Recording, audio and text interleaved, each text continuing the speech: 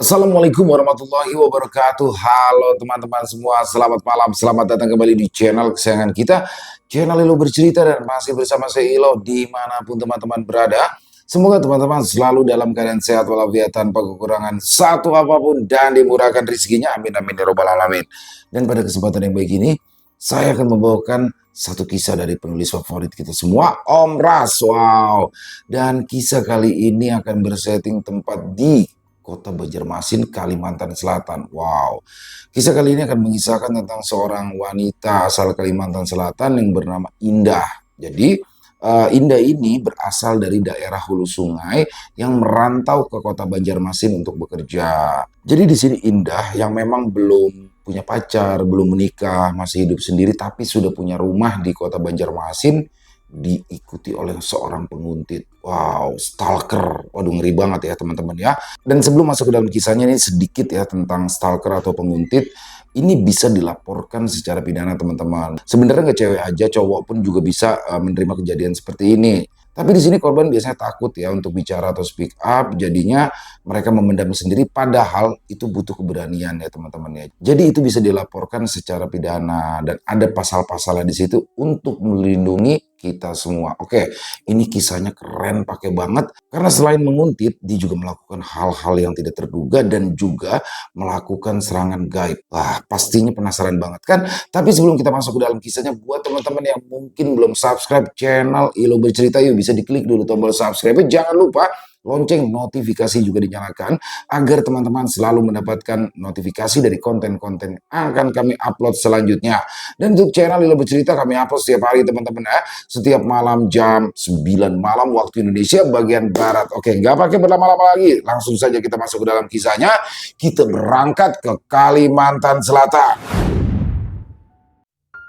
Perkenalkan, namaku Indah. Di tahun 2025 ini, usiaku sudah hampir memasuki kepala 4.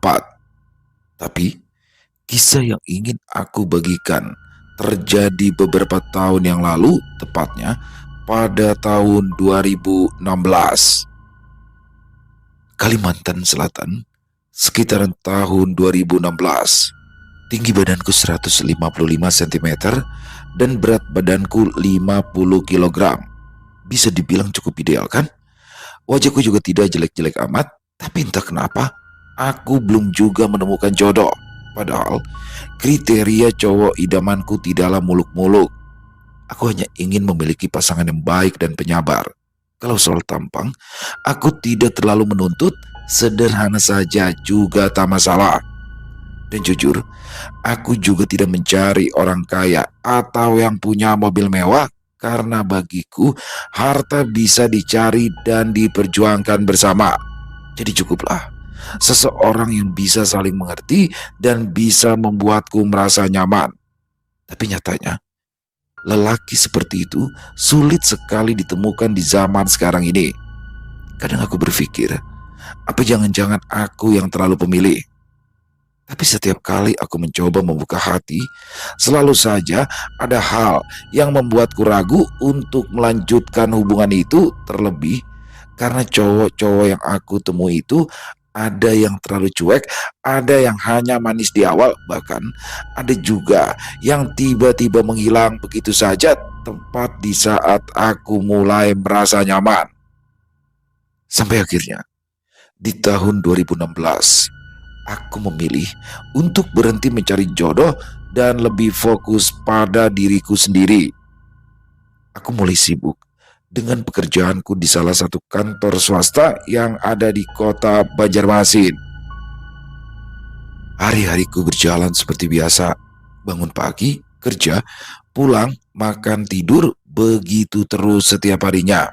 Monoton memang, tapi setidaknya kini aku bisa lebih santai menjalani kehidupanku yang sekarang.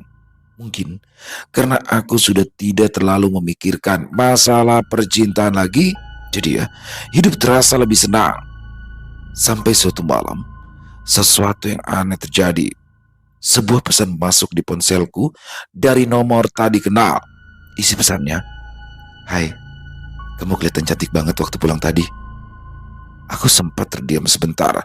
Pikiranku berusaha mengingat siapa orang ini. Apa mungkin teman sekantor atau hanya orang iseng? Lalu kemudian aku membalas pesan itu setelah cukup lama bertanya-tanya tentang siapa pengirim pesan tersebut. Maaf, ini siapa ya? Beberapa saat kemudian pesan balasan muncul. Kamu gak perlu tahu siapa aku. Yang penting aku tahu kamu. Aku juga tahu kalau kamu di rumah selalu tidur sambil dengerin musik.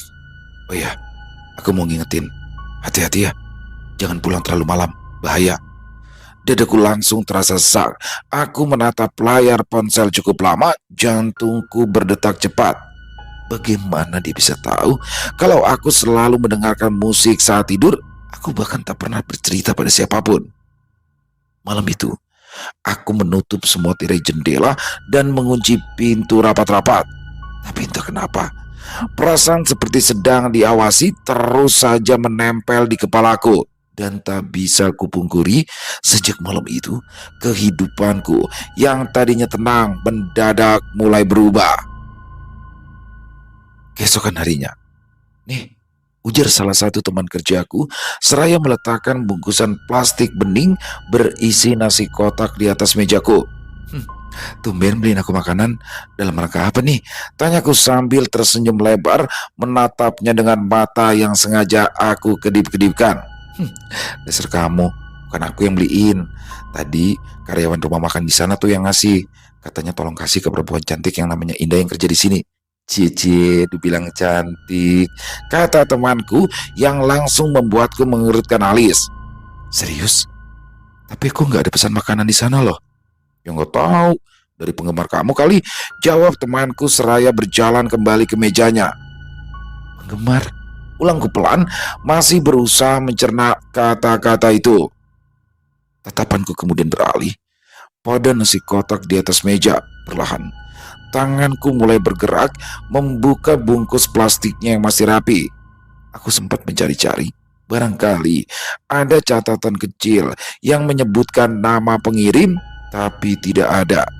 Hanya ada tulisan kecil di sisi kotak yang bertuliskan, "Jangan khawatir, aku selalu ada buat kamu. Dan aku hanya ingin kamu makan tepat waktu. Jangan sampai nggak dimakan ya.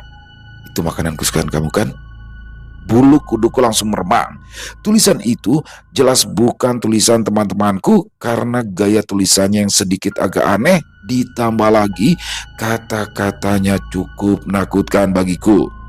Akhirnya, aku memutuskan untuk membuang nasi kotak itu. Bukan karena aku yang tidak lapar atau tidak menghargai makanan, melainkan karena aku benar-benar takut. Aku takut kalau makanan itu sudah dicampur dengan sesuatu. Hari itu, aku mencoba bersikap sebiasa mungkin. Tapi jujur, aku merasa setiap langkahku selalu ada yang mengikuti dan memperhatikan, entah siapa. Aku juga tidak mengetahuinya. Malam itu, setelah pulang kerja, aku langsung membersihkan badan, lalu menenangkan diri dengan menonton acara televisi. Namun ponselku tiba-tiba saja bergetar di atas meja. Kulihat layar, nomor tak dikenal lagi. Aku sempat ragu untuk membuka pesan itu, tapi entah kenapa rasa penasaranku lebih kuat. Akhirnya, ku pencet juga ikon pesan itu perlahan. Lalu, terlihat sebuah pesan singkat. Kenapa makanannya dibuang? Tubuhku mendadak merasa kaku. Jantungku berdegup dengan kencang, bahkan sampai kurasakan denyutnya di telingaku. Aku menatap layar ponsel beberapa detik. Tak tahu harus membalas apa. Aku bahkan tidak memberitahu siapapun soal makanan itu. Jadi siapa yang bisa tahu kalau makanan itu aku buang? Aku menelan ludah, lalu perlahan menatap ke arah jendela ruang tamu yang tertutup gorden. Perasaan tak nyaman itu muncul lagi. Aku merasa seperti ada seseorang yang sedang memperhatikanku dari luar. Beberapa detik kemudian, pesan lain masuk. Padahal aku sudah pilihkan menu yang paling kamu suka. Tapi kenapa kamu tidak menghargainya? Apa kamu jijik padaku? Atau kamu ingin aku suapi? Jari-jariku langsung gemetar. Aku benar-benar tak sanggup membaca lanjutannya. Keringat dingin mulai mengalir. Aku berdiri perlahan, menatap sekeliling ruangan, memastikan semua pintu dan jendela terkunci. Lalu segera aku matikan lampu hingga menyisakan cahaya temaram dari kamar. Tapi rasa takutku tetap tidak hilang, bahkan semakin kuat. Ponselku bergetar lagi. Kali ini pesannya hanya berisi satu kalimat pendek. "Kamu kelihatan cantik sekali malam ini." Aku tertegun. Dari kalimat itu aku menyadari berarti dia melihatku dan mungkin saja dia melihatku dari dekat. Dengan tubuh gemetar, aku berlari menuju ke arah jendela. Lalu kubuka sedikit gordennya. Gelap. Sejauh mata memandang, tidak ada siapapun di luar sana. Tapi entah kenapa, aku yakin jika ada seseorang di luar sana yang sedang memperhatikanku dari tempat persembunyiannya.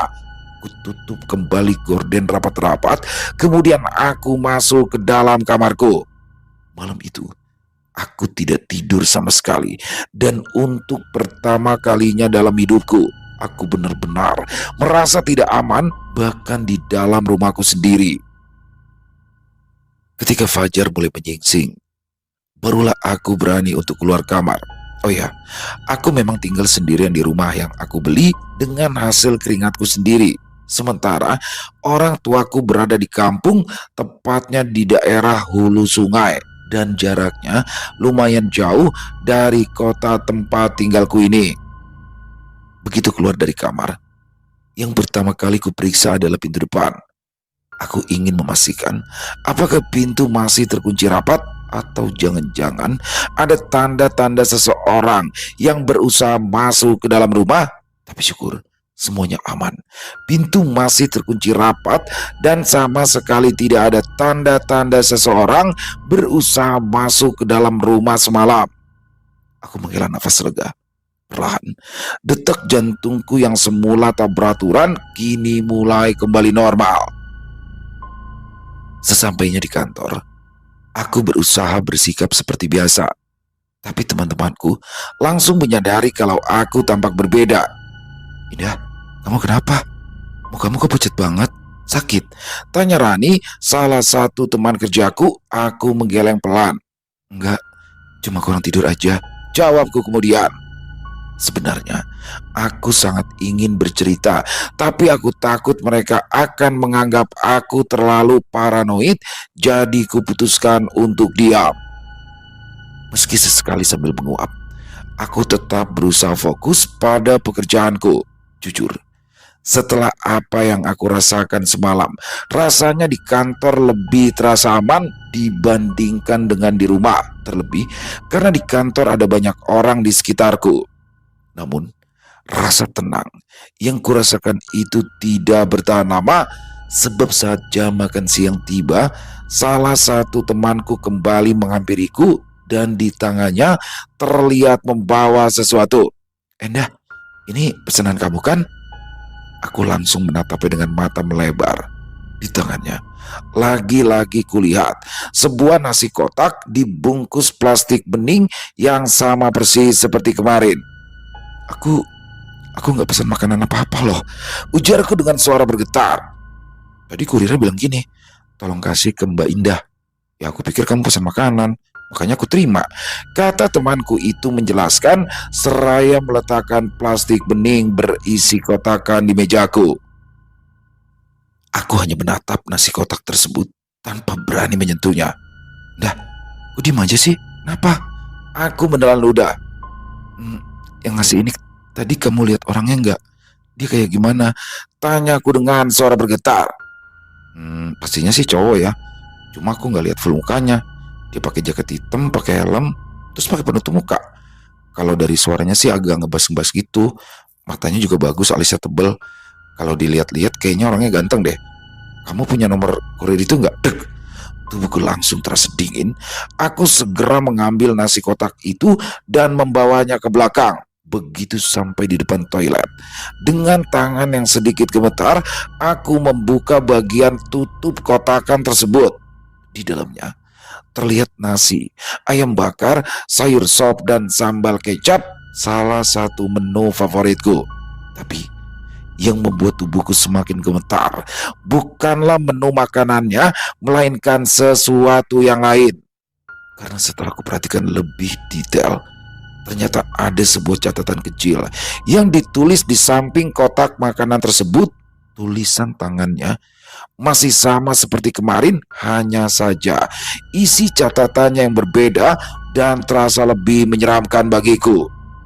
Catatan itu bertuliskan, "Kamu gak usah takut. Aku tidak akan menyakiti kamu. Aku cuma mau kamu tahu kalau aku selalu ada untuk kamu. Hari ini kamu cantik banget. Aku makin suka." Aku hampir saja menjatuhkan kotak itu dari tanganku karena saking gemetar.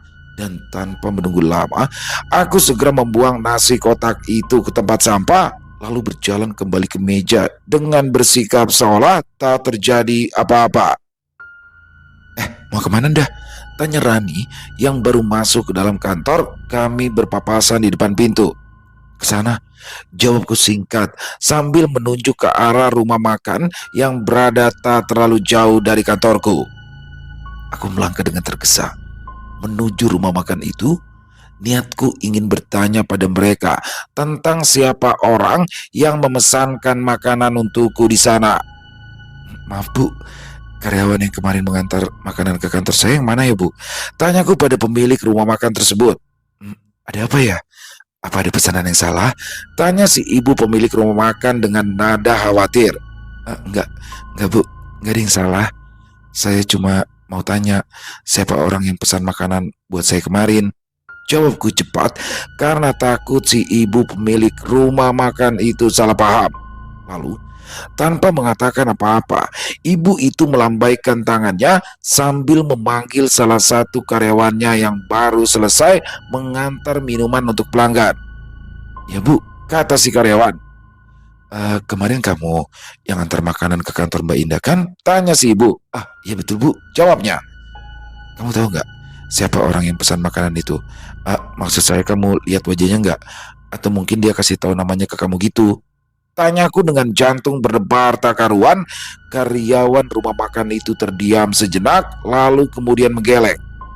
"Enggak Mbak, orangnya pakai helm full face. Terus waktu helmnya dilepas, saya juga nggak lihat wajahnya. Karena dia pakai kain penutup wajah, kayak ninja gitu Mbak. Emangnya kenapa ya Mbak? Kemarin itu sih dia cuma pesan makanan terus suruh saya antar. Katanya buat cewek cantik yang namanya Indah yang kerja di kantor itu. Setelah bayar dia juga langsung pergi," jawab karyawan rumah makan itu sambil senyum-senyum. Aku terdiam mendengar jawaban karyawan rumah makan tersebut. Gitu ya, makasih ya. Mbak Indah beruntung deh punya pacar yang pengertian dan baik banget kayak gitu, kata karyawan itu sambil tersenyum. "Dia bukan pacar saya juga nggak tahu dia itu siapa," jawabku pelan, entah didengar atau tidak. Di malam harinya, aku pulang dengan rasa was-was. Aku bahkan tadinya sempat meminta Rani untuk menemaniku tidur malam itu, tapi Rani tak bisa karena ada acara keluarga. Jadi mau tak mau, aku memberanikan diriku untuk pulang malam itu. Tapi baru saja aku sampai di rumah dan meletakkan tasku di atas meja, ponselku tiba-tiba bergetar. Nomor tak dikenal itu muncul kembali di layar dan isi pesannya kali ini semakin membuatku ketakutan. "Kenapa kamu selalu membuang pemberianku Indah? Apa kamu tidak tahu? Aku di luar sini selalu berusaha yang terbaik untukmu. Apa kamu tidak bisa sedikit saja menghargai usahaku itu Indah?" Gigiku bergemeretak, takut, kesal, dan juga marah bercampur jadi satu karena pesan-pesan misterius dan teror makanan yang sudah sangat keterlaluan. Dan akhirnya, tanpa babi bu lagi, aku langsung membalas pesan tersebut. Padahal biasanya pesan itu selalu kuhapus setelah aku baca. "Apa mau kamu sebenarnya? Ha? Apa sih untungnya buat kamu neror aku kayak gini? Dan apa kesalahan aku sama kamu sampai kamu segitunya neror aku?" Tulisku dengan keseluruhan kalimatnya menggunakan huruf kapital. Balasan masuk begitu cepat, seolah dia memang sedang menungguku membalas pesannya. "Akhirnya kamu balas juga Indah. Aku pikir kamu sudah tidak peduli lagi sama aku." Aku tercekat, mataku terpaku pada tulisan itu. Ada rasa merinding yang menjalar dari tengkuk ke punggungku. Dengan tangan gemetar, aku pun mengetik lagi. "Siapa kamu sebenarnya?" Balasan dari orang misterius itu kembali masuk dengan sangat cepat, mungkin hanya selang beberapa detik. "Wow, kamu benar-benar gak ingat aku." "Hmm, padahal aku ingat semua tentang kamu, Indah. Bahkan dari cara kamu menggigit bibir di saat gugup saja, aku tahu." Aku spontan menjatuhkan ponselku. Nafasku berat, dadaku sesak, bahkan ruangan juga terasa semakin sunyi. Hanya suara jam dinding yang terus berdetak seolah menertawakan ketakutanku di malam itu. Aku menarik nafas berkali-kali, berusaha untuk menenangkan diri, dan setelah sedikit lebih tenang, dengan tangan gemetar, aku meraih lagi ponselku. Ku tatap layar ponselku yang masih menampilkan pesan terakhir dari nomor tadi kenal. Butuh waktu lama sampai akhirnya aku memberanikan diri untuk membalas pesan tersebut. Kali ini aku tak lagi menulis dengan huruf kapital. Jemariku terasa lemah, mataku berkaca-kaca. "Please, aku mohon, siapapun kamu tolong hentikan ini. Aku mohon jangan ganggu aku lagi. Aku benar-benar udah gak kuat dengan semua teror ini," tulisku. Butuh hampir 1 menit sebelum pemberitahuan pesan baru muncul. "Aku akan berhenti mengganggumu, Indah." Jantungku berdetak kencang. Membaca kalimat itu, aku menatap layar ponsel dengan perasaan cemas. Ada harapan kecil muncul di dadaku, tapi juga ada rasa takut dan keraguan yang jauh lebih besar. Apa mungkin dia akan benar-benar berhenti? Perlahan aku membalas lagi. "Beneran? Kamu akan berhenti?" Beberapa detik kemudian, balasan masuk. "Ya, aku akan berhenti. Asal kamu mau memenuhi satu permintaanku." Aku menelan ludah, jariku gemetar saat membalas. "Permintaan apa?" Balasan datang lagi. "Besok akan ada makanan untukmu seperti biasa. Aku ingin kamu makan semuanya, Indah. Jangan dibuang lagi. Dan setelah itu, aku berjanji, aku tidak akan mengganggu kamu lagi." Mataku membesar membaca pesan itu. Ada rasa ngeri yang luar biasa saat aku membayangkan kemungkinan terburuk setelah aku memakan makanan tersebut nantinya. Apakah makanan itu aman? Bagaimana kalau sudah diracun? Segelintir pertanyaan muncul di benakku. Aku menggigit bibirku sangat keras hingga tak terasa darah mulai keluar dari luka bekas gigitanku. Air mata mulai menetes. Lalu dengan jemari yang masih gemetar kembali kubalas pesannya. "Aku gak bisa. Aku takut." Namun pesan balasan datang lagi lebih cepat. "Kalau kamu menolak, aku tidak akan berhenti. Aku akan terus ada di sini untuk kamu. Aku akan selalu berada di dekatmu, Indah." Aku terisak, tubuhku gemetar, bahkan ponsel pun hampir kembali terlepas dari genggamanku. "Sampai kapan kamu terus nyiksa aku seperti ini?" Tiba-tiba layar ponselku kembali menyala dan satu pesan terakhir muncul malam itu. "Besok aku akan kirimkan makanannya. Dan kamu tahu, Indah, aku selalu tahu kalau kamu berbohong." Malam itu, aku kembali memutuskan untuk tetap terjaga. Pikiranku benar-benar melayang. Apakah besok adalah hari kematianku? Apakah aku akan mati setelah memakan makanan itu? Pertanyaan yang sama terus bermunculan di pikiranku. Keesokan harinya, aku berangkat bekerja dengan kepala yang terasa sakit. Bagaimana tidak, semalaman aku terus saja memikirkan bagaimana nasibku besok. Dan hasilnya benar-benar membuat tubuhku seperti kehilangan tenaga. Pandanganku kadang berkunang dan setiap kali aku menunduk, kepalaku akan terasa nyut-nyutan. Namun meski begitu, aku tetap memaksa berangkat bekerja karena aku tidak mau memberi kesan pada rekan-rekan kantor kalau aku sedang kacau. Padahal sebenarnya aku sudah hampir tak sanggup lagi menahan tekanan batin karena teror-teror yang menggangguku itu. Sebelum ke kantor, aku sempat mampir ke sebuah warung kecil di dekat rumah. aku membeli 2 kaleng susu beruang yang kupikir bisa sedikit membantu menetralisir racun. Kalau benar, makanan yang dikirim orang itu nanti mengandung sesuatu yang berbahaya. Sambil menatap 2 kaleng susu di tanganku itu, hatiku bergetar. Aku bahkan sempat berpikir, apakah 2 kaleng susu ini mampu membantu menetralkan racun? Atau jangan-jangan nanti aku akan benar-benar mati. Tapi aku cepat-cepat menggeleng mencoba menepis pikiran buruk itu. Aku kemudian melanjutkan perjalanan.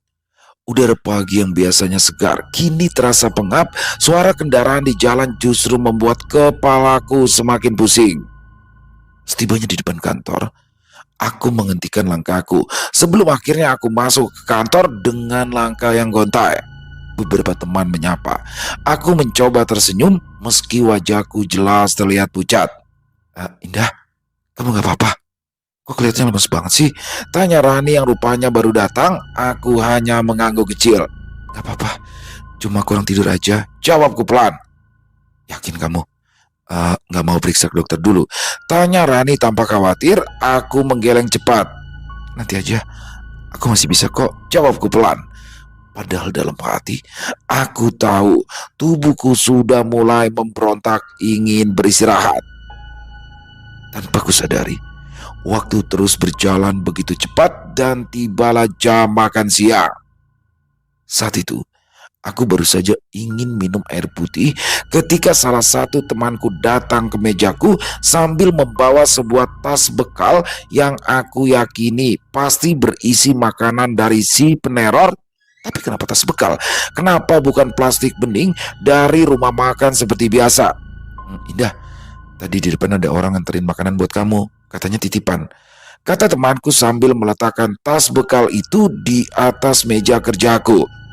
Aku langsung terpaku, tubuhku kembali gemetar. Kamu lihat mukanya? Tanyaku dengan suara yang nyaris tak terdengar. Temanku itu menggeleng. Ngelihat, soalnya pakai masker. Tadi dia cuma bilang titipan buat kamu terus langsung pergi gitu aja. Mungkin emang pengantar makanan kali ya. Aku tak lagi menjawab perkataan temanku dan mataku masih terpaku pada tas bekal tersebut. Indah, kamu kenapa? Ini makanannya, sayang loh kalau nggak dimakan.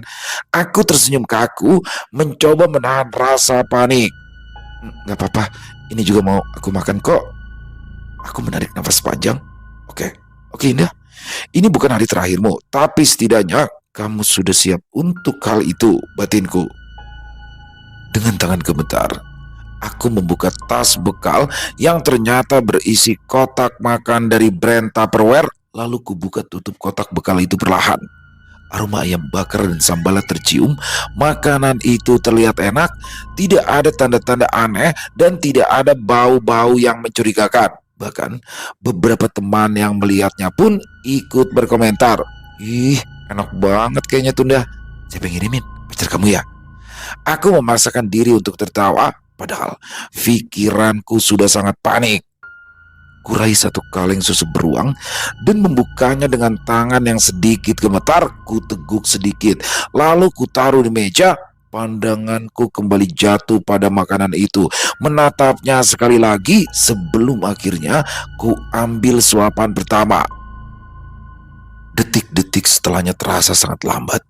Setelah menelan makanan itu, aku menunggu. Apakah akan ada rasa panas di tenggorokanku? Apakah perutku akan mual? Tapi ternyata tidak. Semuanya terasa normal. Bahkan rasa makanannya sangat enak menurutku.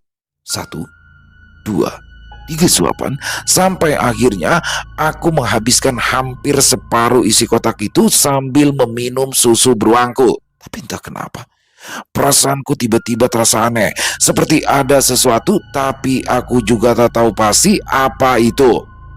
Beberapa menit kemudian, aku merasakan wajahku sedikit hangat, dadaku terasa berdebar. Merasa hal itu aneh, buru-buru aku kembali meneguk susu beruangku. Indah, kamu kenapa? Aku antar ke rumah sakit ya?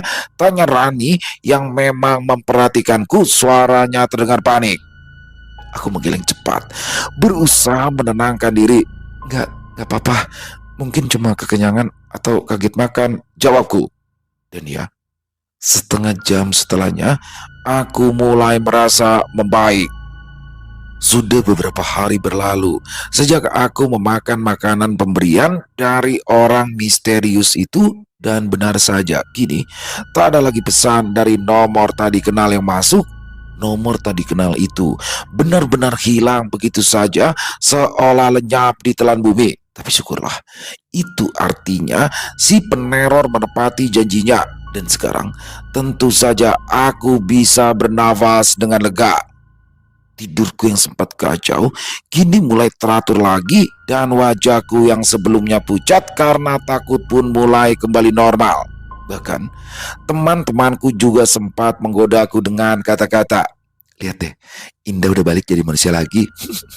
Aku kira kamu bakalan stres permanen. Makanya kalau lagi marahan sama pacar tuh jangan sampai nggak tidur dan nggak makan.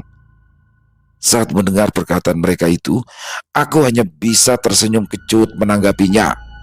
Aku tidak berniat menceritakan hal yang sebenarnya kualami pada mereka. Lagi pula, semua itu sudah berlalu dan kini kehidupanku mulai berjalan lagi seperti biasa. Hingga sampai pada suatu hari, saat itu aku yang sedang makan di warung yang lumayan dekat dengan kantor, tiba-tiba seseorang menghampiriku. "Indah," panggil orang itu menyebut namaku sambil tersenyum. Aku menoleh. Di hadapanku berdiri seorang pria berwajah tampan dengan rahang tegas, berkulit sawo matang, dan mempunyai sepasang mata yang indah. Rambutnya hitam, agak bergelombang, disisir rapi ke samping. Senyumnya, entah kenapa terasa begitu familiar. Sekilas wajahnya mirip seperti aktor sinetron era 90-an yang dulu sering kupandangi di televisi saat kecil. "Kamu?" tanyaku ragu. Ia tersenyum kecil. "Aku Reza," jawabnya menyebutkan nama. Aku terpaku beberapa detik. Nama itu seperti menghidupkan kembali ingatanku. "Reza?" Aku mengulang pelan dalam hati. Rasanya sudah sangat lama sekali sejak terakhir kali aku mendengar nama itu.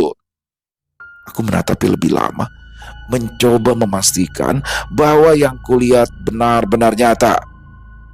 Reza, Reza yang dulu satu kelas sama aku di SMA. Reza yang murid pindahan itu kan?" tanyaku pelan. Ia tertawa kecil. "Akhirnya kamu ingat juga, Indah," katanya. Aku terdiam. Jujur, aku masih belum percaya sepenuhnya kalau dia benar-benar Reza. Bagaimana tidak? Karena waktu telah banyak mengubahnya. Dari seorang remaja kurus yang penakut dan gila belajar, kini menjadi seorang pria dewasa yang memiliki fisik hampir sempurna dengan karisma yang sulit dijelaskan. "Udah lama banget ya?" ucapku kemudian sambil tersenyum. "Iya, udah lama banget. Tapi gak kusangka ternyata semesta masih berbaik hati mempertemukan kita di tempat seperti ini," kata Reza. Aku tersenyum sedikit kikuk. "Jadi setelah sekian lama berlalu, ternyata kamu masih ingat aku. Ingatanmu kuat juga ya, Ja," kataku dengan nada setengah bercanda. Reza menatapku cukup lama, lalu kemudian berkata dengan lembut, "Gimana bisa aku lupa sama cinta pertamaku?" Jawaban Reza itu kini benar-benar membuatku salah tingkah. Aku terdiam, namun jantungku berdetak sangat cepat. Untuk sesaat, waktu seolah-olah berhenti di antara kami berdua. "Cinta pertama?" ulangku pelan, hampir tak percaya dengan apa yang baru saja aku dengar. Reza tersenyum kecil, pandangannya menembus dalam, seolah sedang membaca isi hatiku. "Iya Indah, waktu itu aku gak pernah sempat bilang. Tapi ya, kamu satu-satunya orang yang selalu bikin aku betah di sekolah," kata Reza. Aku tertawa kecil, mencoba menutupi rasa kikuk yang kurasakan. "Kamu bisa aja. Udah berapa lama gak ketemu, pas ketemu malah langsung aja ngomongnya kayak gitu. Boya banget sih kamu, Ja." "Tapi itu bener dah. Sumpah," katanya lagi masih dengan suara lembut. Dan hari itu akhirnya menjadi awal dari pertemuan demi pertemuan kami berikutnya. Entah bagaimana, sejak pertemuan tak terduga itu, kami mulai sering berkomunikasi lagi, seperti lewat pesan atau lewat telepon. Lalu kemudian kami mulai makan siang bersama setiap beberapa hari sekali. Tapi aneh, semakin hari aku justru merasa semakin nyaman dengan Reza. Mungkin karena sikapnya yang sopan, perhatian, dan selalu tahu bagaimana membuat suasana di antara kami menjadi terasa hangat dan menyenangkan. Tidak bisa kupungkiri, kini aku selalu memikirkan dia, wajahnya, suaranya, bahkan caranya tertawa seolah terus melekat dengan sangat kuat di pikiranku. Malam-malamku pun mulai diwarnai oleh mimpi-mimpi tentang Reza. Entah itu mimpi sedang berjalan bersamanya di sebuah taman dengan suasana di sekitar yang tampak asing, atau sedang duduk-duduk di warung dekat sekolah sambil bercanda dan tertawa dengan suasana yang persis seperti di masa SMA kami dulu. Dan mimpi-mimpi itu selalu muncul hampir di setiap malamku. Dan sekarang, kalau sehari saja aku tak bertemu atau mendengar kabarnya, rasanya seperti ada sesuatu yang hilang dari diriku. Entah kenapa, aku bisa jadi seperti ini, dan aku tahu ini aneh. Aku tahu, seharusnya aku tak merasakan hal ini begitu cepat. Tapi, aku juga tidak bisa mengendalikan perasaan itu. Terlebih, setiap kali melihat mata Reza, aku benar-benar mabuk kepayang. Indah, panggil Reza lembut. Saat itu, kami berdua sedang makan bersama di sebuah rumah makan. Iya, Za, kenapa? Nggak jadi deh. Aku takut kamu marah. Marah kenapa sih? Ngomong aja, Ja. Aku janji kok nggak bakalan marah. Reza terdiam sejenak, lalu ia menatapku. Hmm, aku sebenarnya suka sama kamu, dah. Aku pengen banget kamu jadi pacarku, ucap Reza dengan suara yang terdengar gugup dan terbata-bata. Mendengar itu, aku tak bisa menahan senyumku. Aku juga mau jadi pacar kamu, jawabku pelan. Reza menatapku seolah tak percaya. Kamu serius? Aku mengangguk. Tiba-tiba, Reza bersorak gembira, membuat beberapa pasang mata di rumah makan itu menoleh ke arah kami. Aku hanya tertawa kecil karena merasa lucu dengan reaksinya yang terlihat polos. Dan di saat yang bersamaan, aku benar-benar yakin bahwa Reza adalah orang yang tepat untukku. Hari-hari berikutnya terasa begitu indah. Reza semakin sering menjemputku ke kantor, membawakanku hadiah-hadiah kecil yang lucu, dan dia juga selalu bisa membuatku tersenyum di setiap harinya. Karena perlakuannya itu, aku benar-benar merasa dicintai, dan aku pun juga sangat mencintainya. Namun, kebahagiaan itu tak bertahan lama. Perlahan tapi pasti, sikap Reza mulai berubah. Dia jadi lebih mudah marah hanya karena hal-hal sepele. Terkadang ia juga menuduhku macam-macam jika aku terlambat membalas pesan ataupun mengangkat teleponnya. Bahkan dia pernah memintaku untuk berhenti bergaul dengan teman-temanku. Pada awalnya, aku menganggap itu adalah bentuk perhatian dan kasih sayangnya terhadapku. Tapi makin lama, aku mulai merasa terkekang karena ia selalu membatasi pergaulanku dengan teman-temanku, bahkan dengan yang sesama perempuan sekalipun.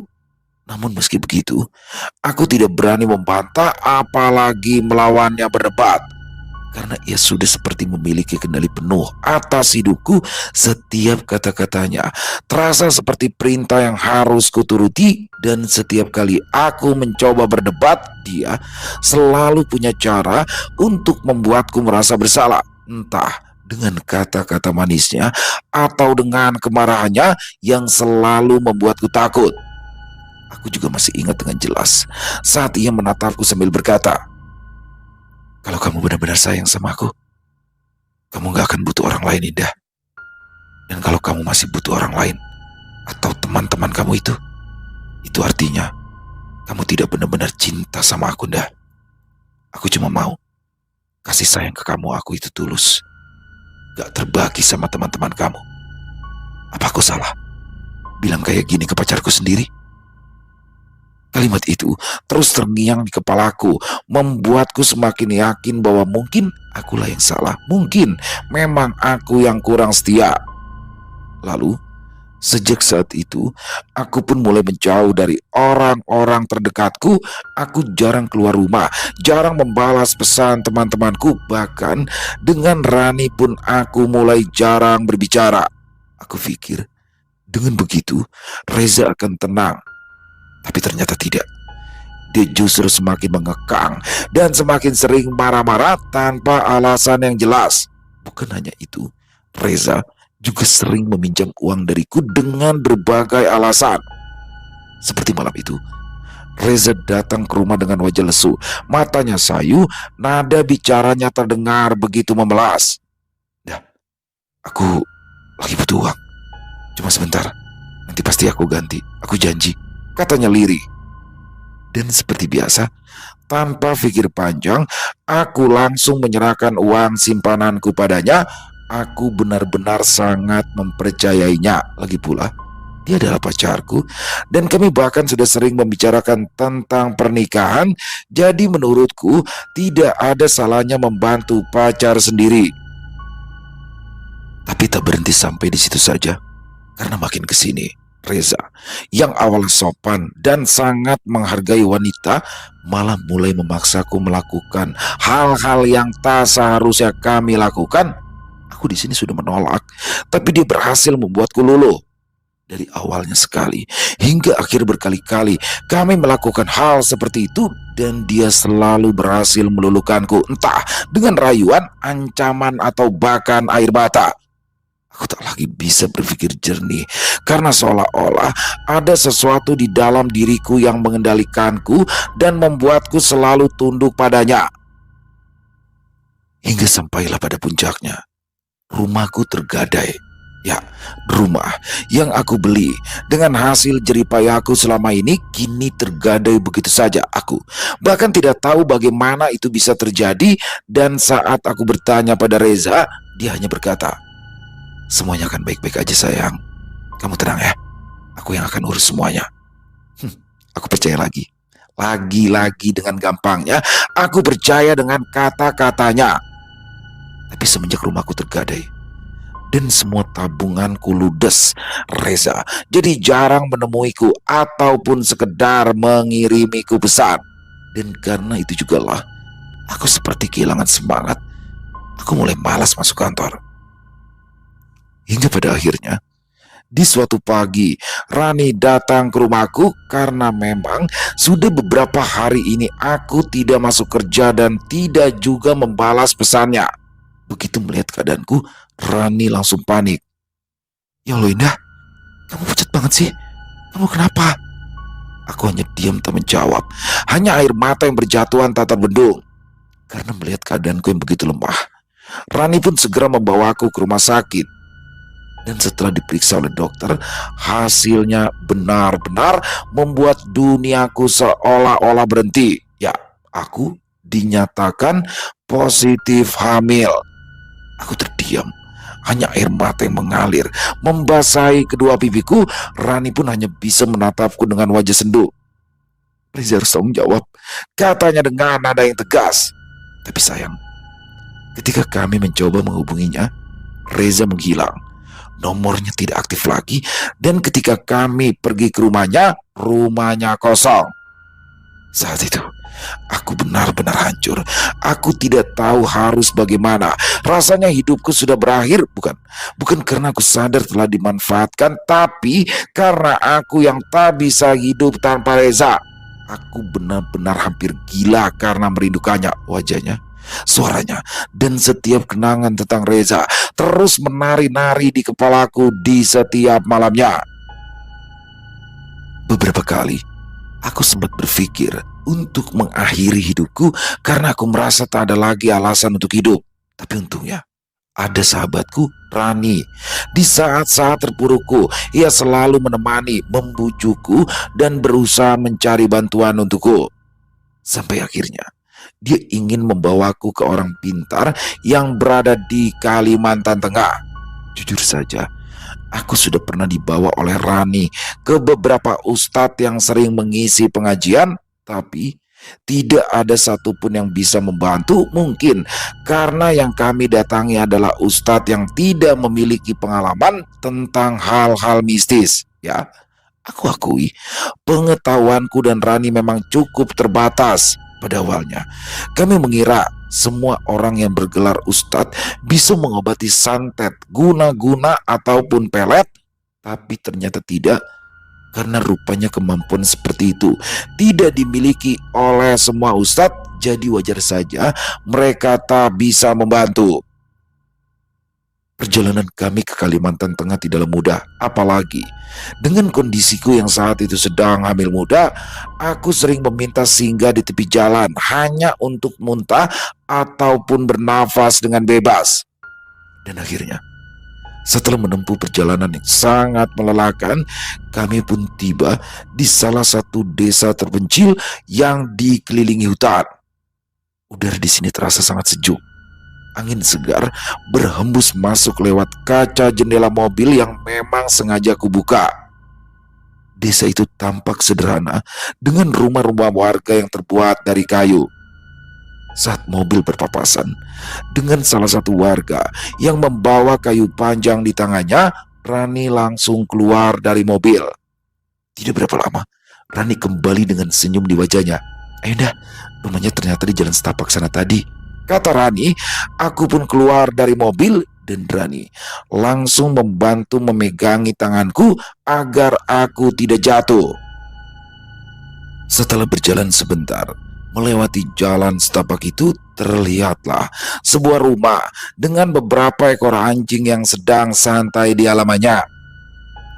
"Assalamualaikum, permisi," ucap Rani. Tidak lama kemudian, keluarlah seorang laki-laki yang berusia cukup muda, mungkin seusia denganku. "Waalaikumsalam, silakan masuk," ujarnya seraya mempersilahkan kami masuk. "Ran, serius ini orangnya? Kok muda, ganteng lagi, gak meyakinkan," bisikku seraya menahan tangan Rani. "Gak semua dukun itu harus berewokan, rambutnya panjang, terus udah tua, gak semuanya kayak gitu," balas Rani. "Kamu memangnya kenal dia dari mana? Aku takut kalau dia cabul, orang masih gagal gitu." "Astaga Indah, kamu kok bisa sih mikirnya sampai sejauh itu? Gak habis pikir deh aku," ujar Rani tetap memaksaku untuk masuk ke dalam rumah orang itu. Namun, baru saja selangkah aku masuk ke dalam rumah, tiba-tiba aku merasakan rasa mual yang sangat hebat. Segeralah aku keluar dan memuntahkan semua isi perutku, tapi tidak seperti muntahanku sebelumnya. Kali ini, muntahku berwarna kehitaman bercampur lendir, padahal seingatku, aku tidak minum ataupun makan coklat. Setelah muntah, barulah aku merasa lega dan sejenak aku duduk di teras sambil menyandarkan tubuh di dinding. "Indah, sini," panggil Rani. Mau tak mau, aku terpaksa kembali masuk. Orang itu menatapku cukup lama sebelum akhirnya ia berkata, "Kamu sudah dipelet. Laki-laki itu mengikatmu dengan ilmu hitam supaya kamu menurut dan tunduk padanya. Pelet itu dikirimkan lewat makanan pemberiannya yang secara terpaksa pernah kamu makan." Aku tertegun, mencoba untuk mencerna kata-katanya.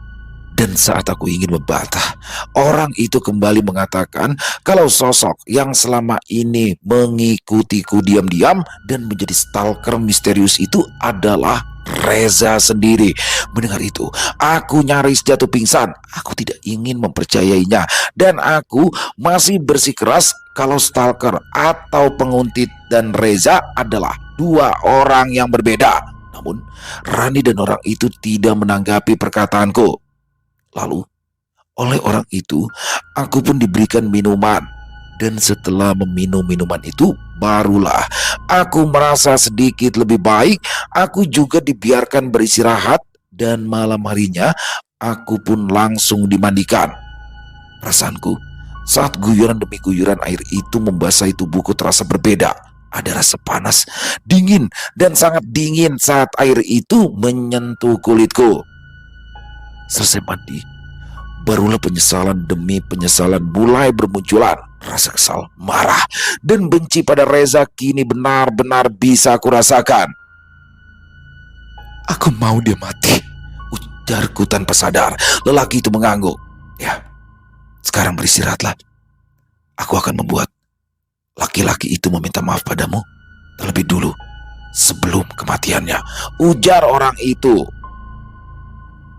Setengah bulan berlalu. Hari itu, saat aku dan Rani sedang duduk di teras rumah, Reza datang.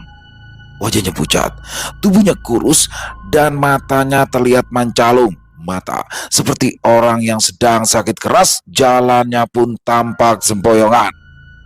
Di depan teras, Reza bersimpu dan menangis. Indah, aku minta maaf sama kamu, Indah. Aku benar-benar menyesal. Aku minta maaf. Aku mohon maafkan aku, ujar Reza terisak. Aku menghela nafas panjang.